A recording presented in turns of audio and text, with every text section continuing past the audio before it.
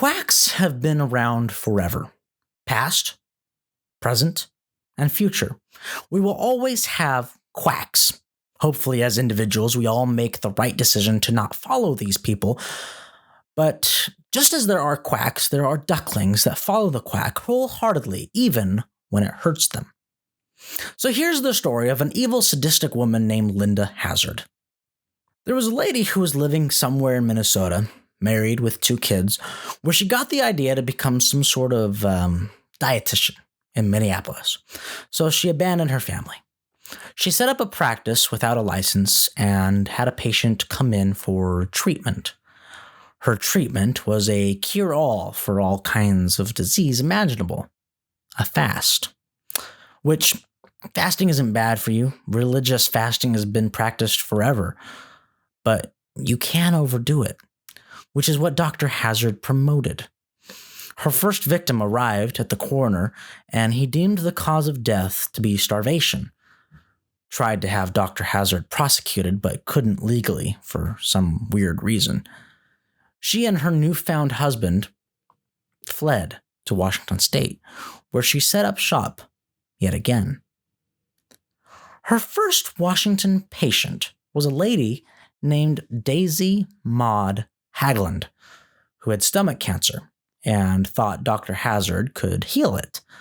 Instead, Mrs. Haglund starved to death within a few weeks, leaving behind her husband and 3-year-old son, Ivor, who, by the way, is the Ivor of Ivor's Fish and Chips here in Seattle. After that, more and more people flocked to have the miracle cure treatment by Dr. Hazzard. And sure enough, most of those that signed up for it died. But not only that, she would perform the autopsies in a bathtub and deem the cause of death other things like liver cirrhosis or whatever. But there's more. These people, for some reason, would sign away their estate, give power of attorney, and rights to their bodies after death to Dr. Hazzard. The famous victims of this quack were 2 hypochondriac British sisters, Dorothy and Claire. They were all into alternative medicine, and though had nothing wrong with them, chose to put their lives in the hands of Dr. Linda Hazzard.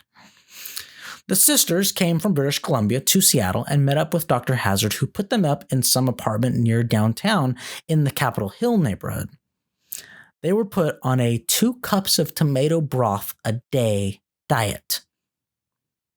Daily, hours-long enemas in a bathtub, which would have a canvas support for when they would faint, and would be given long massages, beatings, including on the forehead, where Dr. Hazzard would scream, "Eliminate! Eliminate!" Within 2 months, they were both around 70 pounds. And one of them supposedly wrote a letter to their childhood nanny, who was in Australia at the time, and the letter made absolutely no sense. So the nanny traveled across the globe to Seattle to find out what was going on. By the time she got there, Claire had died. And Dorothy was 50 pounds, deemed insane, and essentially a zombie. Here's the before and after of her. While checking on Dorothy, she saw other zombified people hobbling around begging for food and to be rescued. Get me out of here! Which apparently some of these inmates, patients, would walk down the road and beg neighbors for help and food. And they wouldn't help because they were afraid of Dr. Hazzard. You see, Dr. Hazzard was a very scary lady, and she was really into the occult. So people said that she was hypnotizing these people to starve themselves to death, and more so, sign away all their rights and estates to Hazzard. And they didn't want that to happen to themselves. The nanny tried to take Dorothy away, but was denied. She went and got the girl's uncle, who was forced to pay $1,000 and was not able to retrieve what was signed away, but they got Dorothy. After she was rescued, they went and got the British vice consul, and they set out to get Hazzard convicted. And as they did their research for this case, they discovered a whole lot more deaths that could be linked back to Hazzard. At least 12 proven. And who knows the true number, probably north of 40, including one suicide. Hazzard was arrested in 1911.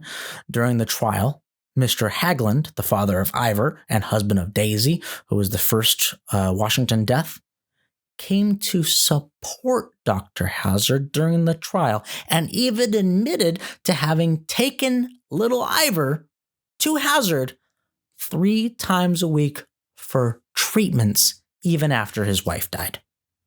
Convicted in 1912, she was sent to do hard labor in Walla, Washington. But luckily for her, the frickin' governor of Washington pardoned her and told her to flee to New Zealand, which she did. And guess what she did in New Zealand? She starved more people, got found out, and returned to Washington in 1920. What do you think happened in Washington? You guessed it. She opened up a sanitarium in a small secluded town called Olalla across the Sound from Seattle and operated it for 15 more years, killing who knows how many more people because she had an incinerator on site until the place burned down. 3 years after it burnt down, she got sick in her 70s and starved herself to death. If you liked that clip, you'll love the full podcast. Make sure you're subscribing to Ricky Mortensen on YouTube.